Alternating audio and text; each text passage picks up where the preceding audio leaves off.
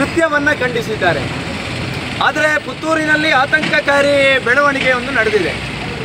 ಪುತ್ತೂರಿನ ಬಹುತೇಕ ಎಲ್ಲ ಅಂಗಡಿಗಳು ಮುಂಗಟ್ಟುಗಳು ಬಂದಾಗಿದ್ದರೂ ಕೂಡ ಬಸ್ ಸ್ಟ್ಯಾಂಡಿನಲ್ಲಿ ನಿನ್ನೆ ನಡೆದಿರತಕ್ಕಂಥ ಘಟನೆಯನ್ನು ಅದರ ಪರವಾಗಿ ನಿಂತು ಒಂದು ಬಸ್ ಸ್ಟ್ಯಾಂಡ್ನಲ್ಲಿ ಇರತಕ್ಕಂಥ ಒಂದಷ್ಟು ಅಂಗಡಿಗಳು ತೆರೆದಿರುವಂಥದ್ದು ಇಡೀ ಹಿಂದೂ ಸಮಾಜಕ್ಕೆ ನೋವನ್ನು ತಂದಿದೆ.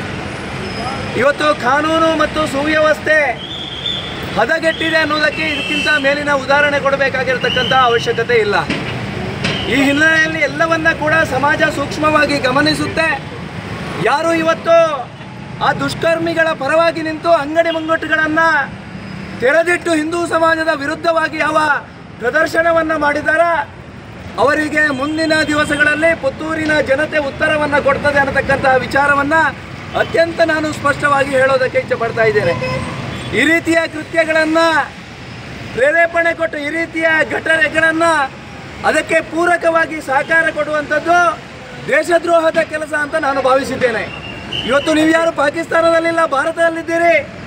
ಆದರೆ ಇವತ್ತು ಒಬ್ಬ ಅಮಾಯಕನನ್ನು ತಲವಾರಿನಿಂದ ಕೊಚ್ಚಿ ಕೊಂದಂಥ ಘಟನೆಯನ್ನು ಖಂಡಿಸಿ ಇಡೀ ಸಮಾಜವೇ ಒಕ್ಕೊರಲಿನಿಂದ ವಿರೋಧಿಸಬೇಕು ಅನ್ನತಕ್ಕಂಥ ಯೋಚನೆ ಅಡಿಯಲ್ಲಿ ಬಂದಿಗೆ ಕರೆಯನ್ನು ಕೊಟ್ಟರೆ ಅದನ್ನು ವಿರೋಧಿಸತಕ್ಕಂಥ ಪ್ರಯತ್ನವನ್ನು ಮಾಡಿದರೆ ಯಾವತ್ತೂ ಕೂಡ ಪುತ್ತೂರಿನಲ್ಲಿ ಈ ರೀತಿಯ ಕೃತ್ಯವನ್ನು ಸಹಿಸುವಂಥ ಸಮಾಜ ಪುತ್ತೂರಿನಲ್ಲಿಲ್ಲ.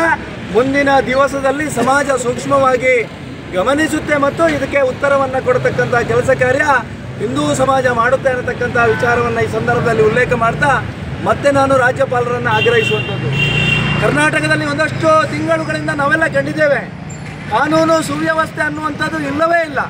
ಆ ಹಿನ್ನೆಲೆಯಲ್ಲಿ ಕರ್ನಾಟಕ ರಾಜ್ಯ ಸರ್ಕಾರವನ್ನು ವಜಾಗೊಳಿಸಬೇಕು, ರಾಷ್ಟ್ರಪತಿ ಆಳ್ವಿಕೆಯನ್ನು ಜಾರಿಗೊಳಿಸಿ ಜನಸಾಮಾನ್ಯನ ಬದುಕಿಗೆ ಪೂರಕವಾಗಿರತಕ್ಕಂಥ ವಾತಾವರಣವನ್ನು ಕರ್ನಾಟಕದಲ್ಲಿ ನಿರ್ಮಾಣ ಆಗಬೇಕು ಅನ್ನತಕ್ಕಂಥ ವಿಚಾರವನ್ನು ಈ ಸಂದರ್ಭದಲ್ಲಿ ಆಗ್ರಹಿಸ್ತಾ ಕರ್ನಾಟಕದಲ್ಲಿರ್ತಕ್ಕಂಥ ಹಿಂದೂ ವಿರೋಧಿ ಮುಸಲ್ಮಾನರ ಪರವಾಗಿರ್ತಕ್ಕಂಥ ಸರ್ಕಾರಕ್ಕೆ ಧಿಕ್ಕಾರವನ್ನು ಈ ಸಂದರ್ಭದಲ್ಲಿ ಹೇಳ್ತಾ